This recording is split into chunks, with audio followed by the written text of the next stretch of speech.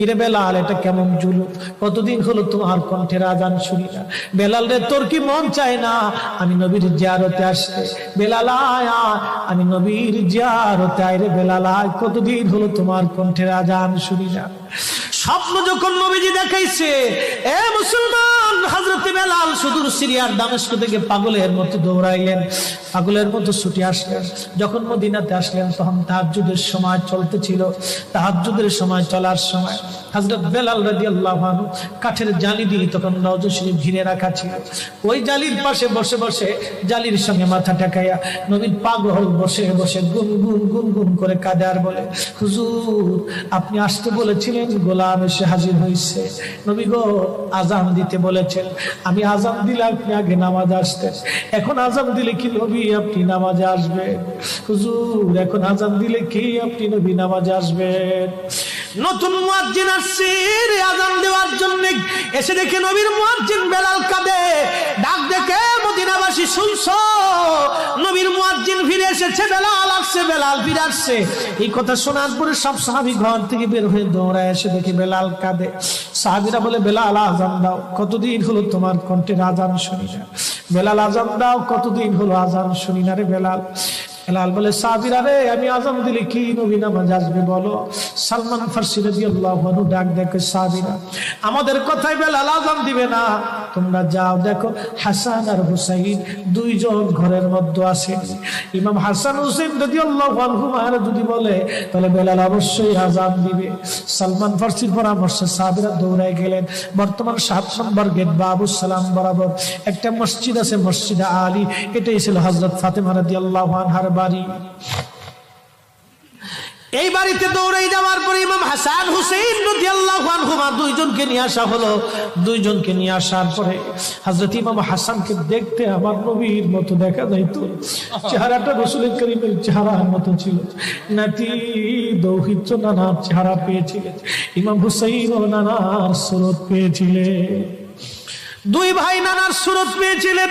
হযরত বেলাল রওজা শরীফ থেকে উঠে হযরতে হাসানের বুকের মধ্যে মাথা ঠেকায় কাঁদতেছে, ইমাম হুসাইনের বুকের মধ্যে মাথা ঠেকায় কাঁদে। হযরত ইমাম হাসান ডাক দেখে, নানার মুয়াজ্জিন, কতদিন হলো তোমার কণ্ঠে আজান শুনি না। যেই কণ্ঠ দিয়া নানার আজান শুনাইতা, যাও গো ওই কণ্ঠ দিয়ে আমাদেরকেও আজান শোনাইয়া যাও। যখন হযরত বেলাল ইমাম হাসান এই কথা বললেন, হযরত বেলাল দৌড়ায় গেলেন। যেই বনু নাজ্জার গোত্রের মহিলা সাহাবীর ছাদের উপরে দাঁড়ায় বেলাল আজান দিত। আবু দাউদের 519 নম্বর হাদিসের মধ্যে আসছে, প্রত্যেক ফজরের নামাজের সুবহ সাদিকের আগে বেলাল দাঁড়াইতেন। দাঁড়ায় আজানের আগে বলতেন, আল্লাহুম্মা ইন্নী আহমাদুকা ওয়া নাস্তাঈনুকা আলা কুরাইশিন ইউকিমুদ্দীনাক। প্রত্যেক ফজরের আজানের আগে এই দোয়াটা পড়ে বেলাল আজান শুরু করতেন। হযরত বেলাল রাদিয়াল্লাহু আনহু আজকে তাহাজ্জুদের আজান দিতে গেছে। আজান দিতে যাওয়ার পরে হযরত বেলাল যখন আজান দিলেন, আল্লাহু আকবার, আল্লাহু আকবার, আজানের মধুর ধ্বনি সারা মদিনার রন্দে রন্দে ছড়িয়ে গেল। মদিনার ঘর থেকে সব সাহাবী বের হয়ে দৌড় মারছে। আবার যখন বলেন আল্লাহু আকবার, আল্লাহু আকবার, সব সাহাবী, মহিলা, বৃদ্ধ, বনিতা ঘর থেকে বের হয়ে দৌড় মারছে। যখন বলল আশহাদু আল্লা ইলাহা ইল্লাল্লাহ, মদিনার ঘর থেকে সব মহিলারা ঘর থেকে বের হয়ে দৌড় মারছে রে, আর কান্না করে নবী বুঝি ফিরে আসছে রে। আবার যখন বলেন আশহাদু আল্লা ইলাহা ইল্লাল্লাহ, তখন মদিনার মানুষ কান্না করতেছিল, গুন গুন গুন গুন করে কান্না করে। মদিনার ভিতরে আওয়াজ বের হয়ে গেল, নবী বুঝি আসছে রে, নবী বুঝি ফিরে আসছে রে, নবী বুঝি ফিরে আসছে রে, নবী বুঝি আসছে।